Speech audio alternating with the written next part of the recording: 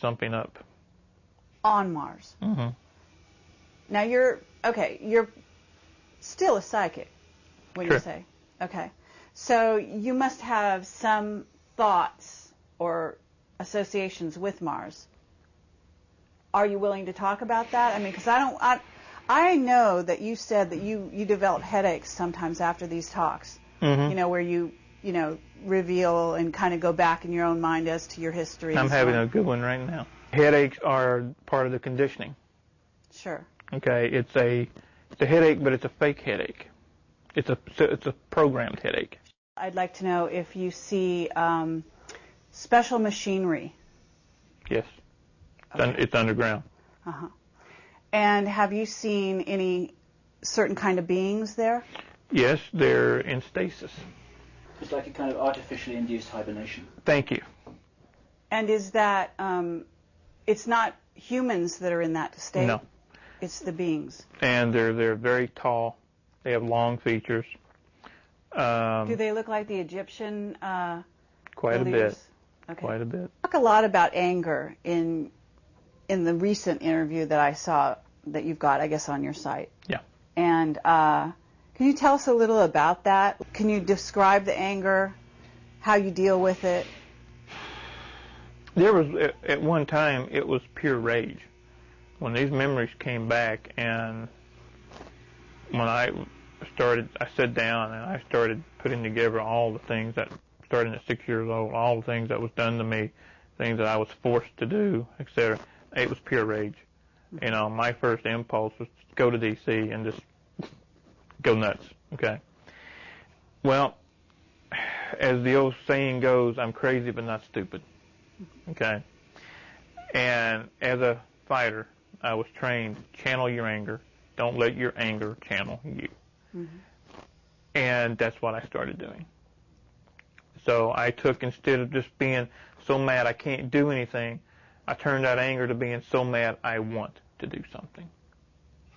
And I've stayed that way. So is that why you started writing books?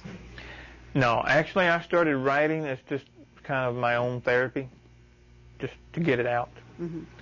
And I had never written anything. And somebody read some of it and said, this is pretty good, you need to keep it up. And so I did. And now you've got a book coming out, isn't that right? Yeah, Deadly Awakening. It's about everything we've talked about here, plus all the side streets that we don't have time to go up. It's supposedly going to be turned into a movie. Okay, that totally caught me off guard. So. Well, that's wonderful. You know, that's very exciting. In terms of telling your story to a wider audience, what would you like to result from that? I would like to see enough people wake up to march on Washington and say these projects stop, and hold the people accountable. Okay, there's not going to be class action lawsuits. There's not going to be prosecution. That's fine. You know, I got over that years ago. Everybody else involved needs to get over that. Just hold them accountable and stop it. Okay? Do you think this is still continuing this day? Yeah, absolutely I do. Do you have any information about in what form these projects are continuing? I remember think you said that in the 60s there were 1,000 kids, of which there were there are only 60 left. In 1966, there were supposed to have been 1,000 that were taken worldwide that was in my group, as it were. There's only about 20 of us left now. You know, I think what I have to explain, we were actually at 6, 7 years old put in survival of the fittest. Okay? Our personalities were split.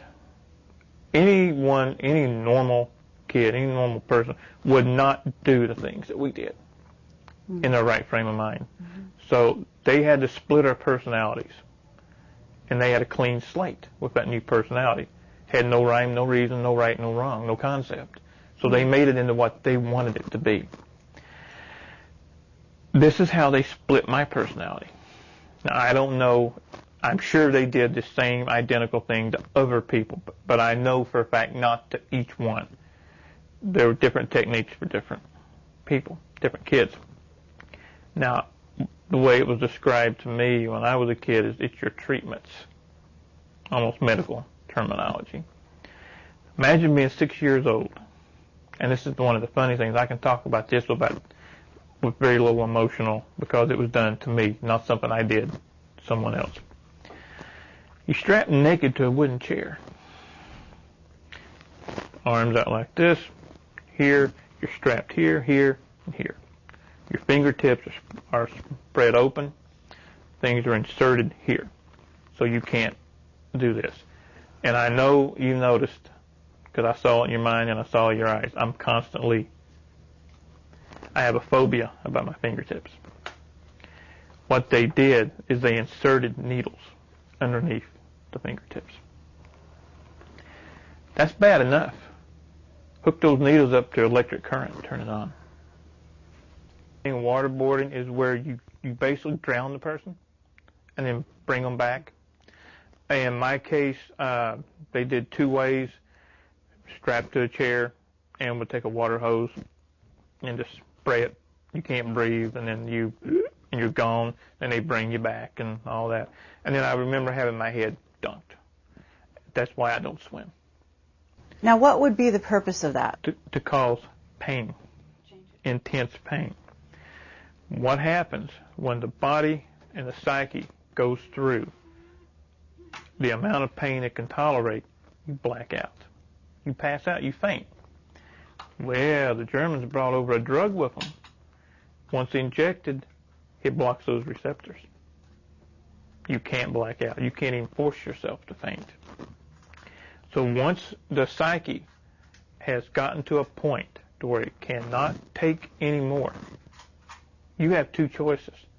Split off into another personality to save yourself, or die. Okay, I understand. When the pain becomes too much, the way you're able to survive and stay together mentally is actually to go someplace else. Exactly. And you go so far someplace else that you're actually in you creating another part of you. Exactly. You create a total separate individual to where they can pull out that alternate personality. Now, 1 second I'm me, next second I'm somebody else. Now I'm back to me. That's how they wanted you.